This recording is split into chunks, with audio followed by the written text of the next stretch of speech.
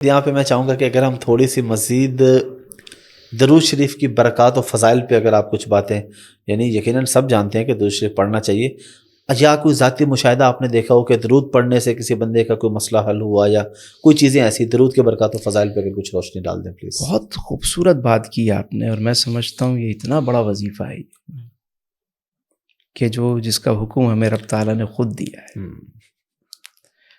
حافظ صاحب، ہم میڈیکل اسٹور پہ جاتے ہیں نا، تو بہت ساری میڈیسن ہوتی ہیں۔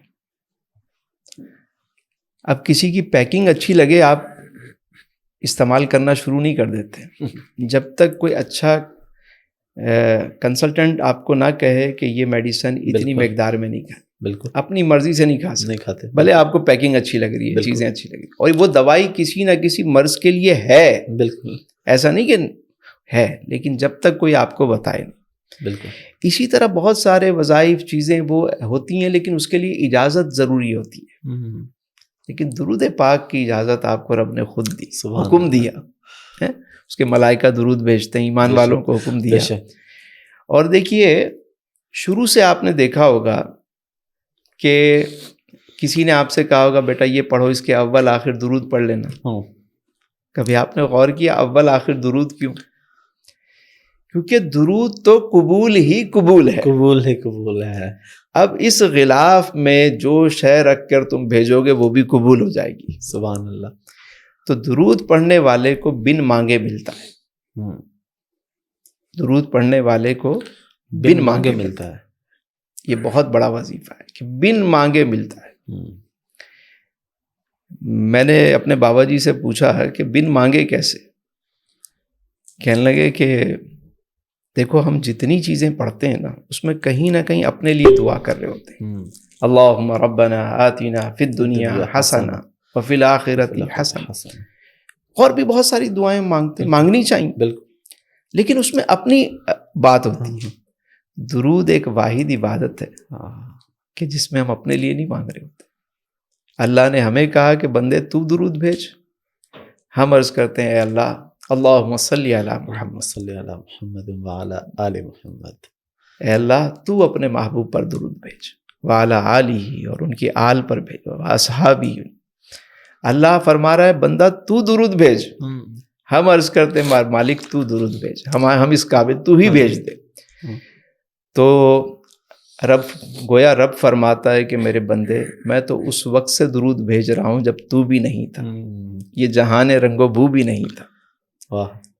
لیکن بندے نے درود پڑھا تو اب درود پڑھنے والے پر ایسا کرم ہوتا ہے کہ ایک مرتبہ درود پڑھنے سے 10 رحمتیں ملتی ہیں۔ بے شک گناہ مٹ جاتے ہیں، درجات بلند ہوتے ہیں۔ بے شک۔ لیکن ایک سائل کھڑا ہوا ہے، وہ آیا، اس نے کہا جی حافظ صاحب یہ مجھے 1000 روپے دے دیں، یہ چیز دے دیں، وہ چیز دے دیں، کچھ نہ کچھ اس کو دے کے۔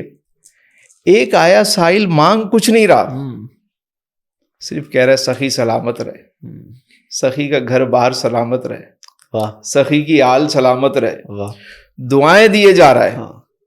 آپ اس کو دیں، خوش ہو کے دیتے ہیں، مسرور ہو کے دیں۔ بالکل۔ تو اللہ کی رحمت خوش ہوتی ہے جب اس کے محبوب پر کوئی درود بھیجتا ہے، اور اللہ نے اس کا حکم بھی دیا ہے، اور یہی وجہ ہے کہ درود پڑھنے والے کو بن مانگے ملتا ہے، اس کی حاجتیں پوری ہوتی ہیں، اور یہ وہ وظیفہ ہے جو قبول ہی قبول ہے۔ آپ نے ہمیں ابھی جو کلام سنایا نیازی صاحب کا، ماشاءاللہ بہت خوبصورت، تو آپ خود بھی لکھتے ہیں ماشاءاللہ، آپ کی نعت بھی ہے، آپ نے کہی ہوئی ہے نعت، وہ بھی ہمیں سنا دے کچھ اور اشعار جو ہم چاہ رہے ہیں کہ آج کی جو پوڈ کاسٹ کا اختتام ہے وہ نعتیہ شاعری اور اس طرف سے ہم انہی ٹاپک پہ لے کے جائیں، جیسے ابھی درود شریف کی بات ہو رہی تھی۔ ضرور۔ ایک کلام ہے جی، یہ گرتا پڑتا تمہارا غلام آیا ہے۔ واہ۔ یہ گرتا پڑتا تمہارا غلام آیا ہے، حضور آپ کو کرنے سلام آیا ہے۔ واہ، سبحان اللہ، صلی اللہ علیہ وسلم۔ تڑپ رہا تھا مدینے کی حاضری کے لیے، تڑپ رہا تھا مدینے کی حاضری کے لیے، زہ نصیب کہ اب یہ مقام آیا ہے۔ واہ، سبحان اللہ۔ نہ کوئی زاد سفر، مال و زر، نہ کوئی ہنر، واہ، نہ کوئی زاد سفر، مال و زر نہ کوئی ہنر، درود پاک ہی آسی کے کام آیا ہے۔ واہ واہ واہ۔ اور عطائے خاص ہے آقا یہ آپ کی مجھ پر، واہ، عطائے خاص ہے آقا یہ آپ کی مجھ پر، میری زباں پہ جو ایسا کلام آیا ہے۔ واہ سبحان اللہ۔ اور ملے مجھے بھی اسی میں سے کوئی قطرہ حضور، واہ، ملے مجھے بھی اسی میں سے کوئی قطرہ حضور، جو غوث و خواجہ کے حصے میں جام آیا ہے۔ واہ واہ واہ۔ اور اے کاش حشر میں قدسی کہیں کہ چل تسلیم، اے کاش حشر میں قدسی کہیں کہ چل تسلیم، تیرا بھی ان کے غلاموں میں نام آیا ہے۔ یہ گرتا پڑتا تمہارا غلام آیا ہے، حضور آپ کو کرنے سلام آیا ہے۔ ایک دعائیہ کلمات اگر اجازت جی پلیز۔ بلکہ یہ جو آپ نے نعت سنائی ہے اس کا جو آخری شعر ہے میں چاہوں گا یہ ایک دفعہ دوبارہ سنائیں، اور اللہ تعالیٰ یہ دعا پوری امت مسلمہ کے حق میں قبول فرمائے۔ اے کاش حشر میں قدسی کہیں کہ چل تسلیم، اے کاش حشر میں قدسی کہیں کہ چل تسلیم، تیرا بھی ان کے غلاموں میں نام آیا۔ آمین آمین آمین۔ اور ایک دعائیہ کلام مجھے بہت پسند ہے ماشاءاللہ، اور وہ 100 سال پہلے یہ اشعار لکھے گئے کہ یا خدا جسم میں جب تک کہ میری جان رہے، تجھ پہ صدقے تیرے محبوب پہ قربان رہے۔ آمین۔